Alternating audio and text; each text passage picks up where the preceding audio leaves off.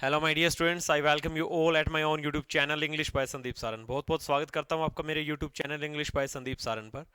प्यारे बच्चों, आज मैं आपके सामने one word substitution class third के साथ हाजिर हूं। तीसरी क्लास आज वन वर्ड की है और जैसा कि मैंने खास तौर से लिख रखा है कि एयरफोर्स XY NDA CDS और अभी जो हरियाणा सीटी का एग्जाम्स होने वाला है उसके लिए भी ये क्लास काफ़ी हेल्पफुल, काफ़ी प्रोडक्टिव रहने वाली है। ठीक है प्यारे बच्चों, आज की क्लास में हम ऐसे वन वर्ड पढ़ेंगे जो पहले एग्जाम्स के अंदर पूछे जा चुके हैं और काफ़ी इंपॉर्टेंट क्लास रहने वाली है, काफ़ी बेनिफिशियल आपके लिए रहेगी। प्यारे बच्चों, जब परिवार के अंदर सबसे पहले जिस बच्चे का जन्म होता है, चाहे वो लड़का हो या लड़की, उस बच्चे को इंग्लिश में क्या कहा जाता है?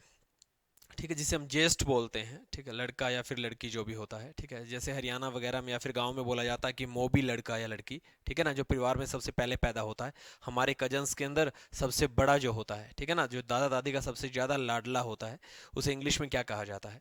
प्यारे बच्चों, एक ऐसा बंदा जो हमेशा वुमेन काइंड से प्यार करता है, महिलाओं से हमेशा प्यार और उनकी हमेशा तारीफ करने वाले आदमी को क्या कहा जाता है?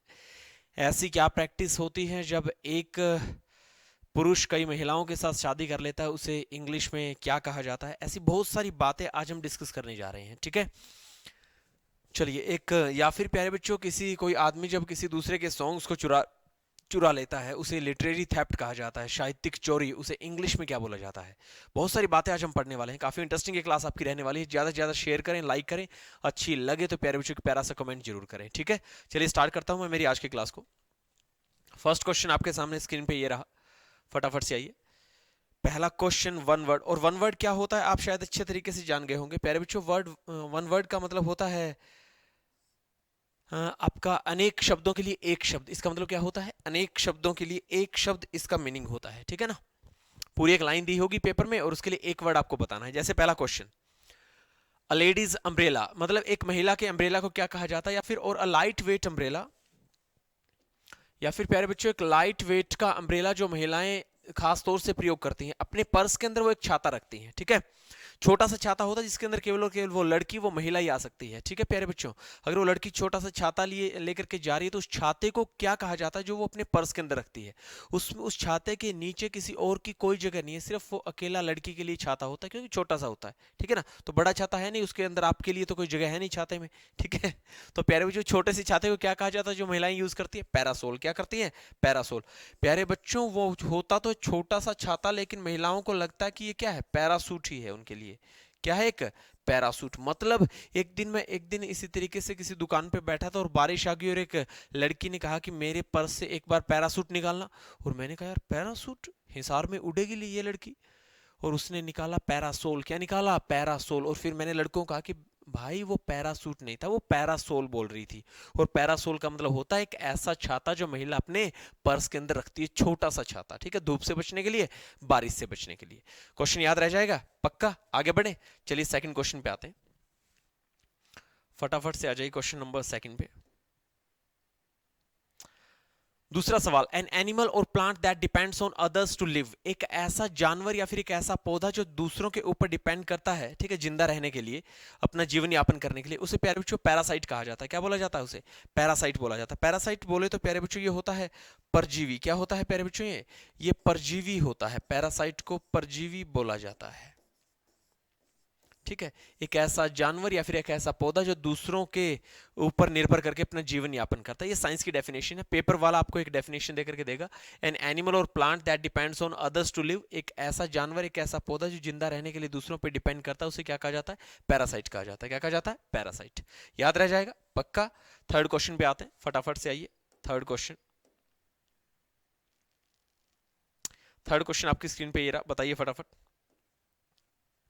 Student, a person who likes और एडमायर्स वुमेन, प्यारे बच्चों एक ऐसा आदमी जो महिलाओं को पसंद करता है या फिर उनकी तारीफ करता है, a lover of women kind, उसे क्या कहा जाता है? प्यारे बच्चों उसे कहा जाता है फिलोगाइनिस्ट। क्या बोला जाता है उसे? फिलोगाइनिस्ट। और प्यारे बच्चों ये जो PHIL है, ठीक है, इसका मतलब एक्चुअल में होता है स्टूडेंट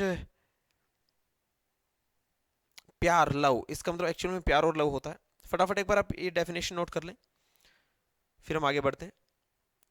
इसका मतलब हमेशा प्यार और लव होता है। चलिए आगे बढ़ते हैं, जस्ट अ मिनट।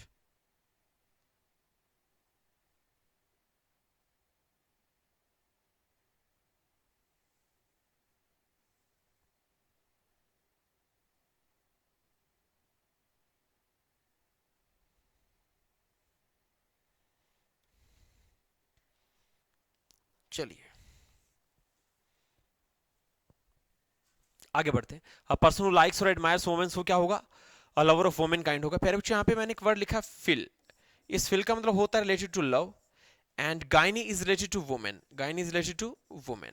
एक ऐसा आदमी जो महिलाओं से प्रेम करता है उसे फिलोगाइनिस्ट कहा जाता है। आगे चल करके मैं क्लासेस में आपको गायनी रूट वर्ड कराऊंगा और उस टाइम बताऊंगा gyne is related to women and phil is related to love. महिलाओं से प्रेम करने वाला आदमी क्या होगा? फिलोगाइनिस्ट। ठीक है, मुझे बताना है आपके लिए जीके का एक सवाल छोड़ के जा रहा हूं कि सबसे ज्यादा फिलोगाइनिस्ट किस प्रदेश के अंदर पाए जाते हैं? भारत के अंदर ऐसा कौन सा राज्य है जिसके अंदर सबसे ज्यादा फिलोगाइनिस्ट है? ठीक है, आपके लिए ये सवाल मैं छोड़ के जा रहा हूं। चलिए फोर्थ क्वेश्चन पे आ रहा हूं। फोर्थ क्वेश्चन, चलिए फोर्थ क्वेश्चन ये रहा, the study of sound of human speech. प्यारे बच्चों आदमी की जो स्पीच है, उनकी जो साउंड्स हैं, ठीक है, वो वोवेल साउंड का यूज करता है, कब स्वर का यूज करता है, व्यंजन का यूज करता है, ऐसी बहुत सारी बातें हैं ह्यूमन स्पीच के अंदर। उस ह्यूमन स्पीच की साउंड को स्टडी करना कौन सी विज्ञान कहलाता है? प्यारे बच्चों इसे ध्वनि शास्त्र कहा जाता है। क्या कहा जाता है? ध्वनि शास्त्र। ये ह्यूमन स्पीच की साउंड की स्टडी होती है, इसे फोनेटिक्स बोला जाता है। क्या बोला जाता है? फोनेटिक्स। याद रहेगा पक्का? तो याद कर लोगे इस चीज को। तो फोनेटिक्स बोले तो ध्वनि शास्त्र, ध्वनि विज्ञान। ठीक है, ऐसी कोई दिक्कत नहीं आने वाली मुझे लगता है। ठीक है, तो ये हो जाएगा फोनेटिक्स। ओके, चलिए आगे बढ़ते हैं। Question number fifth, someone who is first. एक ऐसा बंदा जो सबसे पहले होता है, someone who is first to study and develop a particular area of knowledge and culture. एक ऐसा आदमी जिसे पर्टिकुलर एरिया, पर्टिकुलर कल्चर की नॉलेज होती है, उस आदमी को क्या कहा जाता है? प्यारे बच्चों वो पर्सन कहलाता है पाइनियर। क्या कहलाता है? वो पर्सन पाइनियर कहलाता है। याद रहेगा आपको अच्छे से। ठीक है, जैसे मान लीजिए मैं इसकी एक ट्रिक बनाऊं कि पी आई ओ से मैंने कहा पिया, पिया मोरे। ठीक है, मेरे जो पिया है वो अग्निवीर बन के सबसे आगे रहते हैं। नीर से मैंने अग्निवीर बना लिया। मेरे पिया जो होते हैं वो अग्निवीर बन के सबसे आगे रहते हैं। नीर से मैंने वीर बना लिया। और सबसे आगे रहने वाले को प्यारे बच्चों अग्रदूत भी कहा जाता है। तो याद रखना, पाइनियर का मतलब अग्रदूत होता है, सबसे अग्रणी रहने वाला, किसी चीज को सबसे पहले डेवलप और स्टडी करने वाला, उसे पाइनियर बोला जाता है। काफी बार आपने मार्केट्स वगैरह में सुना होगा पाइनियर एकेडमी। पाइनियर मतलब सबसे अग्रणी, सबसे आगे, सबसे पहले कुछ डेवलप करने वाली। ठीक है, तो इसलिए इसलिए काफी बार ये जो कोचिंग सेंटर वाले होते हैं अपनी एकेडमी का नाम पाइनियर भी रख देते हैं। ये वही पाइनियर एकेडमी होता है, सबसे आगे, सबसे अग्रणी रहने वाली एकेडमी। ठीक है, चलिए आगे बढ़ते हैं। नेक्स्ट क्वेश्चन मेरे पास आ रहा है स्टूडेंट, और वो क्वेश्चन है अभी ये रहा आपके सामने। और ये क्वेश्चन है प्यारे बच्चों लिटरेरी थेफ्ट से जुड़ा हुआ, जो जिसका मैं जिक्र कर रहा था। लिटरेरी थेफ्ट इसे बोला जाता है साहित्यिक चोरी, या फिर using ideas and words of another person presenting them as own. किसी आदमी के आइडियाज और उसके शब्द को चुरा करके खुद पेश कर देना, इसे प्लेजियरिज्म बोला जाता है। क्या बोला जाता है? प्लेजियरिज्म। प्यारे बच्चों ये साहित्यिक चोरी होती है। क्या होती है? एक इसे साहित्यिक चोरी कहा जाता है। इसे बोला जाता है साहित्यिक चोरी, इसे प्लेजियरिज्म कहा जाता है। याद रहेगा। ठीक है, ये लिटरेरी थेफ्ट होती है। अपने आइडियाज, अपने शब्दों को, ठीक है, सॉरी सॉरी, किसी दूसरे के आइडियाज, किसी दूसरे के वर्ड्स को चुरा करके खुद पेश कर देना, वो प्लेजियरिज्म कहलाता है। काफी बार ये जो सिंगर्स होते हैं, कुछ दिन पहले तक ऐसा बोला जाता था, सिद्धू मूसेवाला जो अपने सॉन्ग्स के अंदर कहा करते थे, बोला करते थे कुछ ऐसा ही कि कई ऐसे पर्सन है जो मेरे डायलॉग्स चुरा रहे हैं, ठीक है, मेरे सॉन्ग्स को चुरा रहे हैं और उन्हें अपना बना करके पेश कर रहे हैं। तो ऐसा फिल्म इंडस्ट्री में चलता है, ऐसा आपकी म्यूजिक इंडस्ट्री में चलता है कि किसी दूसरे के सॉन्ग्स को कॉपी करके कोई और मतलब एक तरीके से प्रेजेंट करके चला जाता है, और लोग सोचते हैं इसने गाया है, लेकिन वो लिखा किसी और का होता है, चुरा कोई और लेता है उसे। इसे प्लेजरिज्म बोला जाता है। क्या बोला जाता है? प्लेजरिज्म। ये साहित्यिक चोरी होती है, किसी के लिखी गई चीजें या फिर चुरा लेना, इस तरीके से। ठीक है, नेक्स्ट पे आते हैं, क्वेश्चन नंबर आपका 7th पे आते हैं। ठीक है, बनाइए शाबाश फटाफट से। Question number 7th, the custom of having more than one husband at the same time. प्यारे बच्चों एक ही वक्त पर एक से ज्यादा हस्बैंड रखने की प्रथा को क्या कहा जाता है? मतलब किसी महिला के एक से ज्यादा पति होना, इस प्रैक्टिस, इस रीति रिवाज को बोला जाता है पॉलीएंड्री। ठीक है प्यारे बच्चों, इस बात का ध्यान रखना, हिंदू धर्म के अंदर, हिंदू परंपरा के अंदर एक से ज्यादा पत्नियां रखना और एक से ज्यादा पति रखना गलत माना जाता है। लेकिन ये वन वर्ड के अंदर पूछा गया सवाल है। अंग्रेज लोग इसे ऐसा मानते हैं, वो 5-5, 10-10, 20-20 शादियां करते हैं, तलाक देते हैं, लेकिन हिंदू धर्म में और हिंदू सभ्यता में ऐसा कतई नहीं है। तो ये पेपर में आया हुआ सवाल, इसलिए आपको बता रहा हूं। The custom of having more than one husband, एक से ज्यादा पति रखना, और इसे बोला जाता है प्यारे बच्चों पोली एंड्री। पोली का मतलब हो गया कई, बोले तो मैनी। और ANDRY andry is related to male या फिर man. Andry is related to male या फिर मैन। एक से ज्यादा आदमी रखना, एक से ज्यादा पति रखना, इसे बहुपतित्व कहा जाता है। क्या कहा जाता है? बहुपतित्व। बहु बोले तो ज्यादा और पति बोले तो हस्बैंड, एक से ज्यादा पति रखना। तो याद रहेगा पोली एंड्री इसका एग्जाम के अंदर आंसर आएगा। पक्का कर लोगे? कंफर्म है? चलिए आगे बढ़ते, नेक्स्ट पे आओ। अब आगे pair the custom of having more than one wife at the same time. एक से ज्यादा पत्नी रखना, ठीक है, मतलब किसी की 5-7 पत्नियां हैं, 10-20। ये पहले मुगलों के राज में, मुसलमानों के राज में ऐसा हुआ करता था। एक राजा की 20-20, 30-30, 50-50 पत्नियां हुआ करती थी, ठीक है। ये जो अकबर है, औरंगजेब है, इस टाइप के जो राजा हुआ करते थे, ठीक है ना। लेकिन आजकल प्यारे बच्चों बेरोजगारी के दौर में एक पत्नी को संभाल पाना खासतौर से हरियाणा के अंदर बहुत बड़ी बात हो गई है, ठीक है। तो ये अपने आप में एक मतलब बेरोजगारी का इतना आलम हो गया, इतना दौर हो गया कि 5-10 पत्नियां रख के करोगे क्या भाई? एक पत्नी ही काफी है, ठीक है। अगर आप अच्छी गवर्नमेंट आपको जॉब मिल जाती है तो आपकी बड़ी अच्छी लाइफ चली जाएगी, वरना भाई चाहे 10 पत्नियां रख लेना, चाहे 20 रख लेना, फिर बेरोजगार ही रहोगे, फिर और करोगे क्या, ठीक है। और कोई काम धंधा है नहीं, ठीक है प्यारे बच्चों। तो मेरा कहने का मतलब है ये पुराना रीति रिवाज होता था, लेकिन आजकल ऐसा कतई नहीं चलता और हिंदू धर्म में इसको गलत माना जाता है, ठीक है। इसे बिल्कुल भी सही नहीं माना जाता। The custom of having more than one wife, ठीक है, एक से ज्यादा पत्नी रखना एट द सेम टाइम, इसे पोलीगैमी कहा जाता है। क्या कहा जाता है इसे? इसे कहा जाता है प्यारे बच्चों पोलीगैमी। और पोलीगैमी का मतलब होता है एक से ज्यादा पत्नियां रखना, ठीक है। बहु पत्नीत्व कुछ ऐसा बोल दिया जाएगा यार, इसको मुझे तो इतना ज्यादा खास ध्यान नहीं है। बहुपत्नीत्व या कुछ इस टाइप का कोई वर्ड होगा, ठीक है ना। बहु विवाहवाद या कुछ ऐसा मिलेगा, तो इसे पोलीगैमी कहा जाता है। पोलीगैमी या पोलीगाइनी का मतलब यही मतलब होता है, ठीक है। नेक्स्ट पे आते हैं। तो आपको ये शब्द याद कर लेना है भाई अच्छे तरीके से, ठीक है। क्वेश्चन नंबर 9 फटाफट आओ। An examination of body after death. मौत होने के बाद में, मौत होने के बाद किसी बॉडी का एग्जामिनेशन करना कि आदमी कैसे मरा, इसका कत्ल कैसे किया गया, ठीक है। ये कैसी क्या क्या चीजें हुई, इसे हार्ट अटैक आया या फिर किसी क्या फिर इसने कोई पॉइजनस सब्सटेंस तो नहीं खा लिया होगा। तो इस टाइप की बातें किसके अंदर आती है? पोस्टमार्टम के अंदर आती है। तो क्वेश्चन आएगा पेपर के अंदर the examination of body after death, और उसका आंसर क्या होगा? पोस्टमार्टम। क्या होगा? पोस्टमार्टम। याद रहेगा पक्का। आगे बढ़ते हैं, आ जाइए क्वेश्चन नंबर 10 पे आइए। एक minute student, just a minute, just a minute।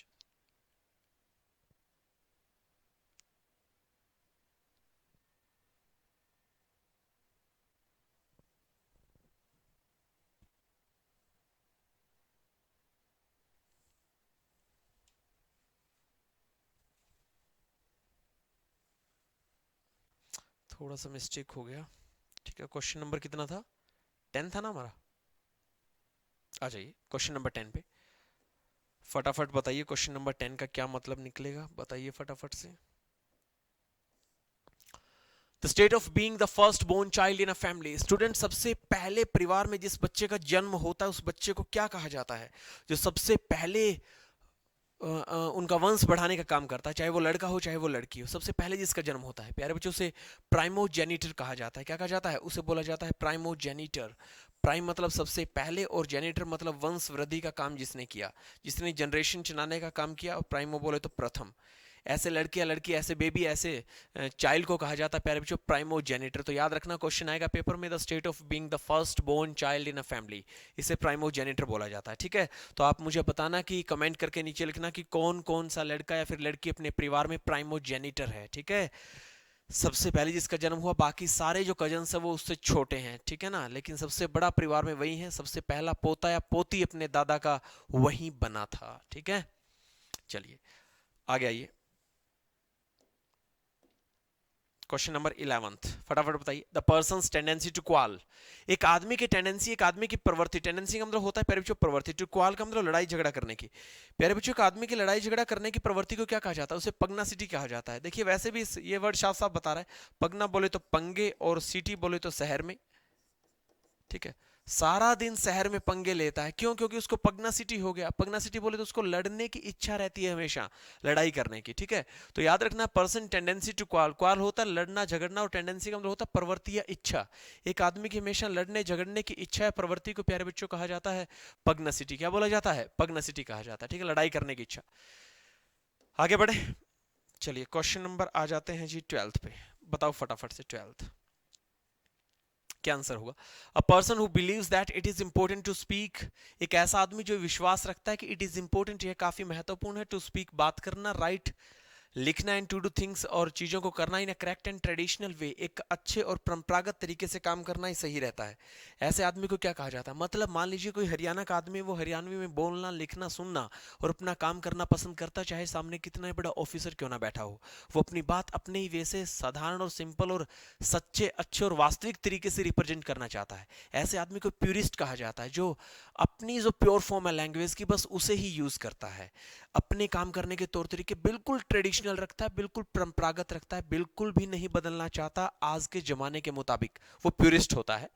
One who talks about the purity of one's language, एक ऐसा आदमी जो हमेशा अपनी भाषा की प्योरिटी की बात करता है, ठीक है। प्योरिटी मतलब होता है शुद्धता या वास्तविकता। ऐसे आदमी को प्यूरिस्ट कहा जाता है। क्या कहा जाता है प्यारे बच्चों? प्यूरिस्ट कहा जाता है। याद रह जाएगा पक्का? ऐसे आदमी को कहा जाता है प्यूरिस्ट। क्या कहा जाता है? प्यूरिस्ट, ठीक है। क्वेश्चन ये आएगा 12th, आंसर क्या होगा? प्यूरिस्ट होगा। नेक्स्ट बढ़े, चलिए नेक्स्ट पे आओ, फटाफट से आओ नेक्स्ट पे आ जाइए। क्वेश्चन नंबर 13 पे, एनी क्रिएचर विद 4 फीट, अरे एक ऐसा जानवर जिसके सिर्फ और सिर्फ 4 पांव होते हैं, मतलब 4 पांव वाले जानवर, आदमी या कुछ भी हो, कोई भी क्रिएचर, कोई भी प्राणी दुनिया के अंदर। अब ऐसा तो कहूंगा नहीं आदमी के 4 पांव होते, उसके तो 2 ही होते हैं। तो कोई क्रिएचर, कोई प्राणी ऐसा होगा जिसके 4 पांव होते हैं, उसे इंग्लिश में क्या कहा जाता है? क्वाड्रारप्ट। क्या कहा जाता है? क्वाड्रप्ट उसे बोला जाता है। तो याद रखना, पेपर में क्वेश्चन आएगा एनी क्रिएचर विद 4 फीट्स, और आपका आंसर क्या होगा? क्वाड्रप्ट। क्या होगा? क्वाड्रप्ट। पक्का याद कर लोगे? चलिए, अरे यार ये क्या हो जाता है इस तरीके से।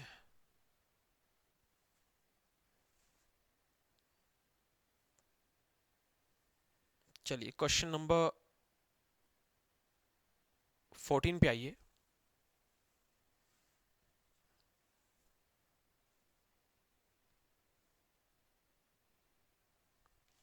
One who takes up arms against government, एक ऐसा बंदा जो टेक्स अप आर्म्स, आर्म्स का मतलब प्यारे बच्चों अस्त्र शस्त्र भी होता है, हथियार, ठीक है, जिसे आप आर्म्स लाइसेंस बोलते हो, ठीक है ना। एक ऐसा आदमी जो हथियार उठा लेता है अगेंस्ट गवर्नमेंट, सरकार के खिलाफ, उस आदमी को क्या कहा जाता है? ऐसे पर्सन को प्यारे बच्चों रिबेल बोला जाता है। क्या बोला जाता है? रिबेल। एक ऐसा आदमी जो हथियार उठा लेता है सरकार के खिलाफ, उसे रिबेल बोला जाता है। क्या बोला जाता है? रिबेल। इसे बागी विद्रोही कहते हैं, ठीक है, बगावत करने वाला आदमी।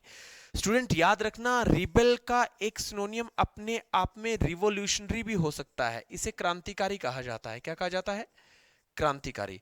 जो क्रांतिकारी होते हैं वही एक तरीके से डेफिएंट भी होते हैं, वो बागी भी होते हैं। अब आप कहोगे सर बागी कैसे? प्यारे बच्चों, जो सरकार के खिलाफ हथियार उठाते हैं वो कहीं ना कहीं सरकार की नीतियों से असंतुष्ट होते हैं। मैं कहूं राजगुरु भगत सिंह सुखदेव, प्यारे बच्चों, इन्होंने बगावत की थी, इन्होंने क्रांति फैलाई थी हिंदुस्तान के अंदर, क्योंकि अंग्रेज सरकार की नीतियों से असंतुष्ट थे। और जो बंदा असंतुष्ट होता है प्यारे बच्चों, वही बंदा आगे चल करके बागी या विद्रोही बनता है, बगावत या विद्रोह करता है। तो मेरा कहने का मतलब ये नहीं कि वो कि राजगुरु भगत सिंह सुखदेव बागी बन गए। वो बागी इसलिए बने थे क्योंकि वो अंग्रेज सरकार की नीतियों से असंतुष्ट थे। और जो बागी होता है उसे रिबेल कहा जाता है। तो प्यारे बच्चों, पेपर में सवाल आएगा, someone who takes up arms against government, और उसे रिबेल कहा जाता है। वहीं रिवोल्यूशनरी क्रांतिकारी होता है, वहीं डेफिएंट बागी होता है, और जो डेफिएंट बागी होता है वहीं असंतुष्ट होता है। तो याद रखना, डिसिडेंट लीडर्स काफी बार लिख दिया जाता है, डिसिडेंट लीडर्स, इसका मतलब होता है असंतुष्ट नेता, ठीक है, याद रहेगा पक्का। आगे बढ़े, चलिए आ जाइए क्वेश्चन नंबर 16 पे। Official rules and processes that seems unnecessary and causes delay. प्यारे बच्चों, ऐसे ऑफिशियल रूल्स या फिर ऐसी प्रोसेसेस जो स्टूडेंट्स एक तरीके से है ना अननेसेसरी डिले क्रिएट करती है। क्या क्रिएट करती है? अननेसेसरी डिले, या फिर टू मच ऑफिशियल फॉर्मेलिटीज, या फिर बहुत ही ज्यादा ऑफिशियल फॉर्मेलिटीज। उसे इंग्लिश में एक वर्ड से जाना जाता है रेड टैपिज्म। जब कोई सरकारी डिपार्टमेंट, जब कोई गवर्नमेंट के कोई जो अधिकारी होते हैं, ये जब आम आदमी को बहुत ज़्यादा चक्कर कटवाते हैं, आपको चंडीगढ़ जाना है, दिल्ली जाना है, पंचकुला जाना है, हिसार तहसील के अंदर जाना है, हिसार कोर्ट के अंदर से ये डॉक्यूमेंट लेके यहाँ जमा करवाना है, रसीद यहाँ से लेनी है, बहुत सारे चक्कर कटवाते हैं। सरपंच की सिग्नेचर होनी चाहिए, नंबरदार के होने चाहिए। प्यारे बच्चों, ये होती टू मच ऑफिशियल फॉर्मेलिटीज, हद से ज्यादा ऑफिशियल फॉर्मेलिटीज, जो एक आम नागरिक को, एक आम आदमी को तंग करती है, परेशान करती है और कुछ नहीं करती। जिससे आदमी बहुत ज्यादा परेशान, तंग हो जाता है, इसे रेड टैपिज्म कहा जाता है। मोदी सरकार आने के बाद में 5-7 सालों के अंदर, 7-8 सालों में कम से कम 500 रूल और नियम ऐसे हटा दिए गए हैं जो रेड टैपिज्म के अंदर आते थे। बेवजह आम आदमी, आम नागरिक को परेशान किया जाता था। ऐसे रूल्स, ऐसी ऑफिशियल फॉर्मेलिटीज को क्या कहा जाता है? Red tapism. क्या बोला जाता है? Red tapism. ठीक है, इसकी पीडीएफ आपको मेरे टेलीग्राम चैनल पे मिल जाएगी सारी की सारी। ओके, चलिए आगे बढ़ते हैं। रेड टैपिज्म को कहा जाता है लाल फीताशाही। क्या बोला जाता है? लाल फीताशाही। कुछ ऐसा वर्ड आपको हिंदी में देखने को मिलता है, लाल फीताशाही। ठीक है, आगे बढ़ते हैं। अ लेडीज पर्स और बैग। एक लेडी का पर्स और बैग। इससे पहले तो हमने पढ़ा था ना कि एक लेडी का जो छाता, अम्ब्रेला होता है, उसे क्या बोला गया था? पैरासोल। लेकिन प्यारे बच्चों, लेडी का जो पर्स और बैग होता है उसे क्या कहा जाता है? रेटिक्यूल। क्या कहा जाता है? रेटिक्यूल। याद रहेगा, लेडी का पर्स और बैग। अरे उठाते तो बहुत बार हो लेडी का पर्स और बैग, याद क्यों नहीं रहेगा भाई?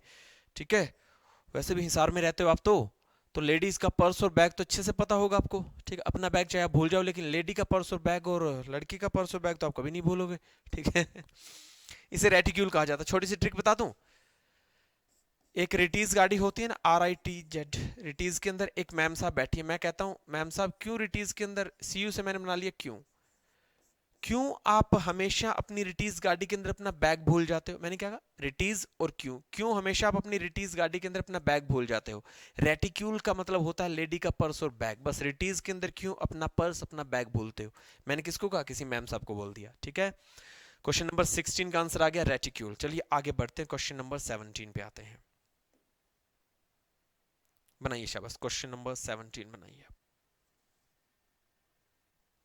Something which takes effect from earlier date और looking again at the past. प्यारे बच्चों, एक तो आपको इसके लिए जो क्वेश्चन मिलेगा वो ऐसा मिल सकता है क्या, कि एक ऐसी चीज इसका पीछे वाली तारीख से कोई लेना देना हो, मतलब एक ऐसी चीज जो पास्ट से रिलेट करती हो, बीते वक्त से रिलेट करती हो, उसे क्या कहा जाता है? रेट्रोस्पेक्टिव कहा जाता है। क्या कहा जाता है?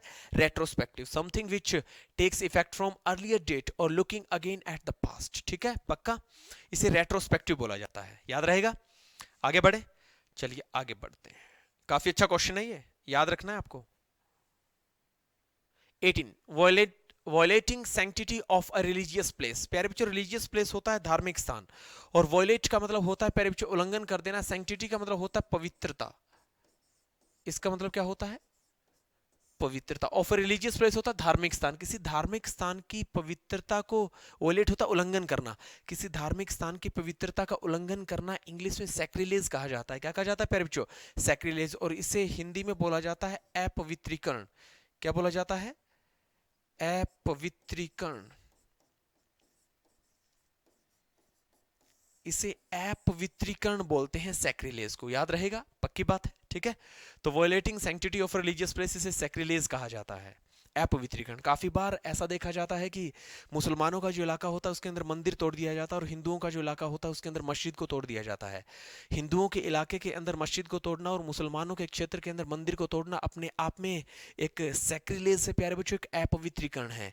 ठीक है, इसके अंदर धार्मिक स्थान की जो पवित्रता होती है, शुद्धता होती है, उसका उल्लंघन कर दिया जाता है। ठीक है,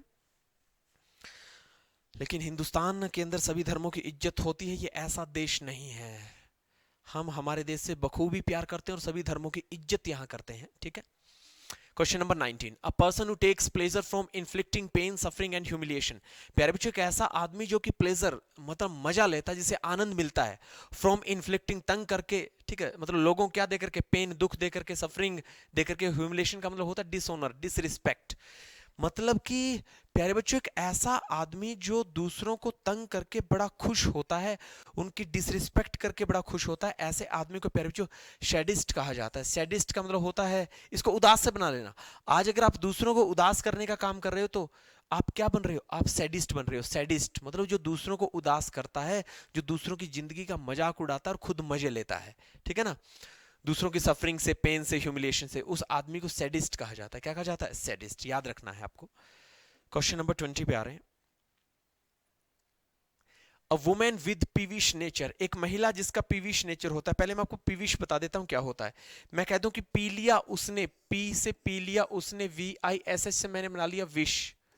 विश का मतलब जहर। अरे उसने जहर पी लिया और अब जहर पीने के बाद में वो औरत बड़ी चिड़चिड़ी, बड़ी झगड़ालू हो गई है। पीविश नेचर होता है प्यारे बच्चों झगड़ालू किस्म, झगड़ालू प्रवृत्ति का होना, ठीक है, चिड़चिड़ा हो जाना स्वभाव का आदमी, उसे पीविश नेचर कहा जाता है। तो एक महिला जिसका चिड़चिड़ा स्वभाव होता है वो क्या होती है? श्रू, SHRAW। इसकी मैं एक ऐसे ट्रिक बना लूं कि वो तो शुरू से ही झगड़ालू है, वो तो शुरू से ही क्या है? झगड़ालू है। याद रह जाएगा आपको कि वो तो शुरू से ही क्या है? झगड़ालू है। अ वुमेन विद पीविश नेचर, इसे श्रू कहा जाता है। वो तो शुरू से ही क्या है? वो तो प्यारे बच्चों शुरू से ही झगड़ालू है, शुरू से ही वो तो क्या है? लड़ाकू है, ठीक है, याद रहेगा। चलिए ये होगा श्रू, अ वुमेन विद पीविश नेचर। 21 पे आ रहा हूं मैं। 21 ये रहा आपके सामने स्क्रीन पे, ये रहा 21। One who is indifferent to pleasure and pain, एक ऐसा आदमी जिसे सुख दुख से कोई लेना देना नहीं होता, ठीक है, जिसे कोई जिंदगी में कितना किसी को चाहे सुख हो चाहे दुख हो, वो अपनी जिंदगी में न्यूट्रल रहता है, ना पॉजिटिव ना नेगेटिव, बस जीरो। ऐसे आदमी को स्टोइक कहा जाता है। क्या कहा जाता है? स्टोइक, STOIC, याद रखना है आपको, स्टोइक, ठीक है ना। नेक्स्ट पे आए, चलिए नेक्स्ट पे आते हैं। Speaking to oneself with, sorry, speaking to oneself when one is alone, जब कोई आदमी अकेला होता है और अपने आप से ही बात करता है तो इसे क्या कहा जाता है? इसे सोलिलोकी कहा जाता है। क्या कहा जाता है? सोलिलोकी। एक्चुअल में है ना, ये प्यारे बच्चों सोली का मतलब होता है अकेला और लोकी का मतलब होता है प्यारे बच्चों बोलना। ये LOQ या LOQU अपने आप में एक रूट वर्ड है, इसका मतलब होता है स्पीक, बोलना। और सोलिली या फिर एलोन, इसे सोली का मतलब होता है अकेला, एलोन, और अकेले में ही बातें करना कहलाता है soliloquy, speaking to oneself when one is alone. पक्का याद रहेगा? पक्की बात है। चलिए आगे बढ़ते हैं।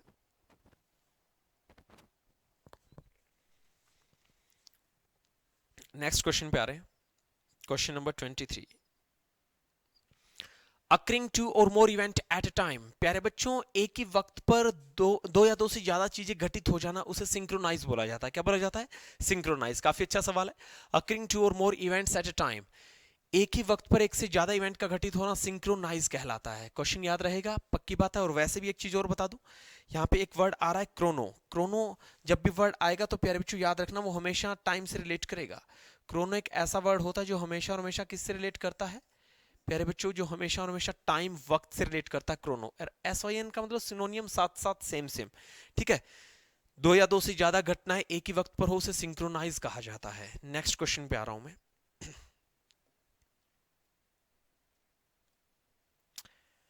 नेक्स्ट क्वेश्चन है प्यारे बच्चों, one who never takes alcoholic drinks, एक ऐसा बंदा जो कभी शराब पीता ही नहीं, जो कभी पैग शैग लगाता ही नहीं प्यारे बच्चों, उस आदमी को टीटो टालर कहा जाता है। एक टीटू नाम का बंदा है हिसार के अंदर, लेकिन बड़े बड़े जो लंबे लंबे बड़े बड़े आदमी है ना, उन्हें हरा देता है। क्यों? क्योंकि वो टीटो टालर है, उसने कभी आज तक शराब नहीं पी। शराब नहीं पी तो बहुत ज्यादा स्ट्रॉन्ग है वो, ठीक है। तो कहने का मतलब सर आपने ट्रिक बताई है क्या? बिल्कुल मैंने ट्रिक बताने की कोशिश की है, और मैंने कहा है कि जो टीटू है उससे मैंने, टीटो से मैंने एक तरीके से टीटू बना लिया, और टालर से मैंने बना लिया बड़े बड़े लोगों को। जो टीटू है वो बड़े बड़े लोगों को मात दे देता है क्योंकि वो कभी शराब नहीं पीता। Someone who never takes alcoholic drink, उसे टीटो टेलर कहा जाता है, याद रखना, ठीक है। गजब का सवाल बनेगा पेपर में ये। नेक्स्ट पे आते हैं, क्वेश्चन नंबर 25 पे। One who enjoys talking about others private affairs, प्यारे बच्चों एक ऐसा आदमी जो दूसरे की जिंदगी के अंदर, मैं बोल दूं कि जो दूसरे के निजी मामले होते हैं, किसी अन्य आदमी की जिंदगी के जो प्राइवेट अफेयर्स होते हैं, जो निजी मामले होते हैं, उनके जो मजे लेता है ना जो बंदा, वो कहलाता है प्यारे बच्चों टेल टेल। क्या कहलाता है? Tell tale. प्यारे बच्चों हरियाणा के अंदर सबसे ज्यादा टेल टेल हैं जो दूसरों की जिंदगी के खूब मजे लेते हैं, ठीक है, 5-7 आदमी चौक चौराहे पे बैठते हैं और दूसरे के पर्सनल अफेयर्स को डिस्कस करते हैं और उसका मजाक उड़ाते हैं या फिर उसके पर्सनल अफेयर्स से खुद मजे लेते हैं, उसे एंजॉय करते हैं। तो प्यारे बच्चों, कुछ एक ऐसा आदमी जो कि हमेशा टॉकिंग बातें करता है अबाउट अदर्स प्राइवेट अफेयर्स, उसे टेल टेल कहा जाता है। क्या कहा जाता है? Tell tale. याद रखना, टेल का मतलब होता है किस्से कहानियां और टेल का मतलब होता है बताना। क्या होता है? बताना। तो यहाँ पे मैं कुछ ऐसा बना दूंगा कि टेल का मतलब किस्से कहानियां हो गया और टेल का मतलब हो गया बताना। जो दूसरे की किस्से कहानियां सबको सुनाता रहता है, बताता रहता है, वो आदमी कौन होगा? Tell tale. क्या होगा? Tell tale. ठीक है, मजे लेने वाला। और सबसे ज्यादा टेल टेल कौन से प्रदेश में पाए जाते हैं ये आपको बताना है। हरियाणा के अंदर। ठीक है, चलिए नेक्स्ट पे आते हैं। नेक्स्ट क्वेश्चन, बहुत गजब का सवाल। The passing of a person soul from one body to another body, one body to another after death. प्यारे बच्चों, मौत होने के बाद में आत्मा का एक शरीर से निकलकर दूसरे शरीर के अंदर प्रवेश करना क्या कहलाता है? स्टूडेंट, इसे इंग्लिश में कहा जाता है ट्रांसमाइग्रेशन। क्या कहलाता है? ट्रांसमाइग्रेशन। मौत होने के बाद किसी आदमी के अंदर से आत्मा का निकल करके दूसरे शरीर या फिर दूसरे जीव के अंदर चले जाना ट्रांसमाइग्रेशन कहलाता है। सवाल पेपर में आएगा, बड़ा गजब का क्वेश्चन है। ठीक है, इसे ट्रांसमाइग्रेशन बोला जाता है। क्या बोला जाता है? ट्रांसमाइग्रेशन। ठीक है, याद रहेगा। पक्की बात। आगे बढ़े, चलिए आगे बढ़ते हैं। क्वेश्चन नंबर आ जाइए 27 पे। A student who left school और क्लास विदाउट परमिशन। एक ऐसा बंदा जो बिना परमिशन के स्कूल और क्लास को लेफ्ट कर जाता है, उसे ट्रूअंट कहा जाता है। क्या कहा जाता है? ट्रूअंट। कैसे पता चलेगा? अभी इसकी एक ट्रिक बता देता हूं। सर इसकी ट्रिक बता दो। बता देता हूं, देखो। TRU, ट्रू का मतलब सच। ट्रू मतलब सच से बना लेना।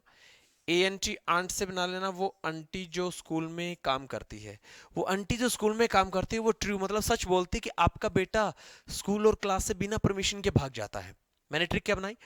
ट्रू सच बोलती है वो आंटी जो स्कूल के अंदर काम करती है और घर पे आके कहती है कि आपका बेटा बिना परमिशन के स्कूल से भाग जाता है। तो स्टूडेंट हु लेफ्ट स्कूल और क्लास विदाउट परमिशन, बिना परमिशन के क्लास और स्कूल को छोड़ने वाले को ट्रूअंट कहा जाता है। ट्रू अंट, आंटी, मैंने इसकी ट्रिक बना दी, आप याद कर लेना। ठीक है, कि आंटी सच बोल रही है या फिर आंटी झूठ बोल रही है। Question number 28, a statement the truth of which is obvious और वेल नोन। एक ऐसी स्टेटमेंट, एक ऐसी बात जो वास्तव में ऑब्वियस और वास्तव में सच है, जानी पहचानी बात है, जिसके ऊपर कोई आदमी कतई शक नहीं कर सकता। ठीक है, मैं कह दूं कि मरने के बाद में आत्मा एक शरीर से दूसरे शरीर के अंदर चली जाती है, ये बिल्कुल सही। और ऐसी बात किसके अंदर आती है? टूरिज्म के अंदर आती है। किसके अंदर? टूरिज्म। टूरिज्म नहीं, टूरिज्म का मतलब तो होता है पर्यटन, लेकिन ये टूरिज्म के अंदर आती है। ठीक है, तो काफी अच्छा सवाल है। 28 का जो आंसर आएगा वो आएगा टूरिज्म, TRUISM। ठीक है, सच से इसका वास्ता होता है। नेक्स्ट पे आते हैं, जस्ट अ मिनट।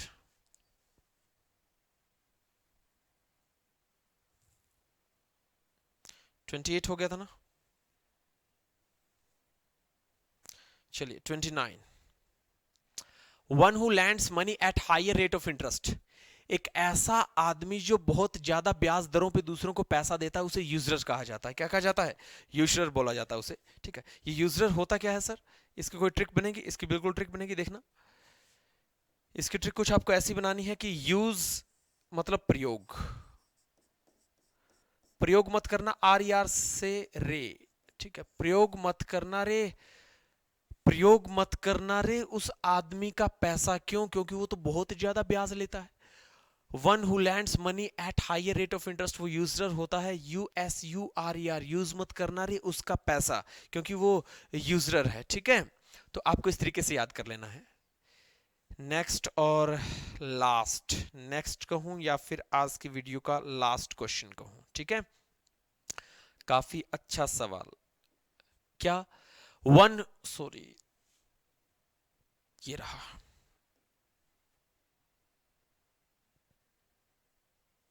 बनाइए। A place or state that exists only in the imagination where everything is perfect। बनाइए, शाबाश। एक ऐसा स्थान, एक ऐसा स्टेट जो कि एग्जिस्ट करता ओनली इन इमेजिनेशन, मतलब केवल कल्पना के अंदर एग्जिस्ट करता है। वेयर एवरीथिंग इज परफेक्ट, जहां हर एक चीज परफेक्ट होती है। ऐसे प्लेस को क्या कहा जाता है?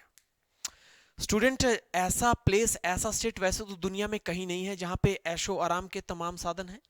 कोई सुख दुख नहीं है, मतलब कोई दुख नहीं है, कोई वारदात नहीं है, कोई क्राइम नहीं है, कोई करप्शन नहीं है, कोई भ्रष्टाचार नहीं है, कोई हादसा नहीं है। ऐसा देश और प्रदेश दुनिया में कहीं नहीं है। ऐसा देश और प्रदेश अगर दुनिया में है जो पूर्णतः परफेक्ट है, जहां पे एवरीथिंग इज परफेक्ट, हर एक चीज अच्छी है, उसे ख्वाबों ख्यालों में महसूस किया जाता है, और वो होता है राम राज्य। क्या होता है? राम राज्य। ठीक है, काफी बार ये पॉलिटिशियन बोलते हैं कि हम इस प्रदेश को राम राज्य बना करके छोड़ेंगे, ऐसा देश प्रदेश बना देंगे जो दुनिया में कहीं नहीं है। और प्यारे बच्चों, ऐसे देश प्रदेश और स्थान को कहा जाता है यूटोपिया। क्या बोला जाता है प्यारे बच्चों? इसे यूटोपिया कहा जाता है। तो आपको याद रखना है, ये प्लेस, ये सिर्फ और सिर्फ राम राज्य ख्वाबों ख्यालों में ही एग्जिस्ट करता है। कहाँ एग्जिस्ट करता है? सिर्फ और सिर्फ ख्वाबों ख्यालों में। इसे यूटोपिया कहा जाता है।